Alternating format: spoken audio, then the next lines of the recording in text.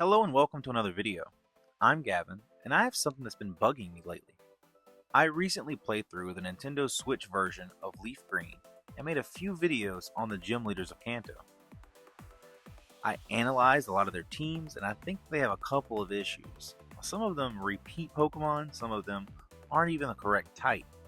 I'm looking at you, Sabrina's Venomoth. I know that there aren't any specific rules on how many Pokemon a gym leader should have, or if they have to be the exact same type as the leader's specialty, but what if these rules did exist? Today, I decided that I wanted to rebuild all 8 teams of the Kanto Gym Leaders. Why? I don't know. I like things neat and cohesive, I guess. Here are the rules I'll be following. Rule 1. Every gym leader has to have 3 Pokemon. I think 3 Pokemon is a really good amount for a gym team.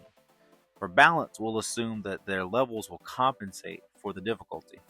Like, we will give the later leaders a few extra levels to compensate for the disadvantage, but I don't think this part matters that much. Rule number 2. Each Pokemon must be the same type as the leader's specialty, so bye-bye Venomoth. Rule 3. We'll try to make the teams unique, so no double coughings like Koga has. I've always thought it's ridiculous when a gym leader repeats a Pokemon. Like, if you don't have enough Pokemon for your type, find a new type, buddy. Alright, that's about it for the rules, so let's get to Brock. Brock's current team is made up of a Geodude and an Onix. Not a bad start, so we'll be keeping these two. But who should we add?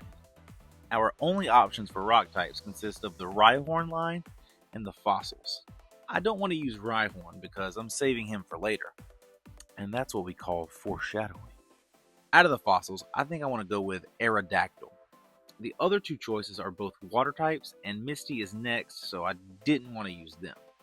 Plus, Aerodactyl's flying type would help Brock with grass and bug coverage.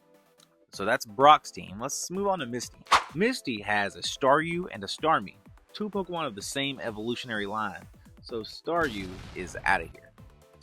We get to pick 2 more water types, but I don't want them to overshadow Starmie because it's Misty's ace and it's pretty iconic for how difficult it can be this early in the game.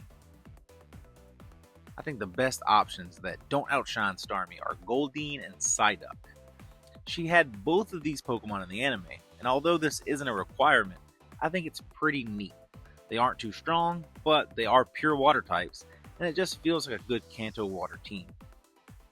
Okay, for Lieutenant Surge, he has a Voltorb, a Pikachu, and a Raichu. It's a solid team, but we have a redundancy. Pikachu has gotta go. So, what are our options? We can go with Magnemite, Electabuzz, and Jolteon. These are some pretty solid choices, but I'm gonna go ahead and eliminate Jolteon. I just don't think it fits in with the rest of the team. From our eligible candidates, I think Magnemite is perfect. It's not too strong, and it's a pretty iconic Gen 1 electric type. Also, if you think there are any better choices for these teams, let me know in the comments. I'm happy to change my mind or be convinced of something else. I think I'm pretty happy with this team though, so let's move on to Erika. On her team, we have a Victreebel, a Vileplume, and a Tangela. Wait, oh my god, it's perfect. Way to go, Erika. That's how you build a team. Maybe the rest of this list won't be so bad. So up next is the Poison Ninja Koga, and his team is pretty bad. 2 coughings, a wheezing, and a muck is pretty pathetic. If we get rid of both coughings, then we have 1 slot left to fill, and I think the perfect option for that is Golbat. Golbat isn't my favorite Pokemon by any means, but if Koga teaches it Toxic and Sludge Bomb, then I think it would be a great member of his team. I honestly forgot Golbat was even a poison type. The only poison type move it can learn from level up is Poison Fang, and that's not until it gets into the 40s, so having it on the team would let it show off its poison capabilities. Koga's team isn't too bad now, so let's move on to Sabrina. Sabrina is my favorite gym leader in Gym 1, so I want to get her team right. She currently has a Mr. Mime, an Alakazam, a Venomoth, and a Kadabra. Those last 2 are out of here, and the Pokemon filling in is Hypno. Hypno seems to not get enough love in the Pokemon community, so I'm here for it. Sabrina's ace, Alakazam, will still be the heavy hitter, but Hypno could be great support. Now, on to Blaine. He has a Growlithe, an Arcanine, a Ponyta, and a Rapidash.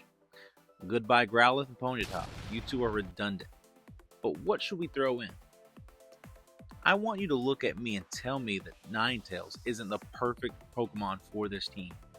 These three just feel like they go together. This is the only team in the video that I just do the Scorsese pose when I see it. Absolute cinema. Finally, we have Giovanni. He has 2 Rhyhorn, a Nidoking, a Nidoqueen, and a Dugtrio. This is the only team where I don't need to add something new, but I must eliminate 2 of them. You might be thinking, just get rid of the Rhyhorn and you're done. That's my impression of you, by the way. I understand that thought, but I think that Rhyhorn just feels right on his team. So we're going to keep one of them.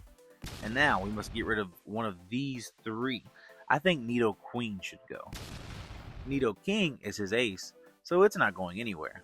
And I'd argue that if these Pokemon were introduced today, they'd be in the same evolutionary line, so I'd probably get rid of it anyway. So there you have it. I fixed all 8 gym teams. Maybe next time I'll do Johto or Hoenn. If you'd like to see that, then please subscribe. Thank you so much for watching.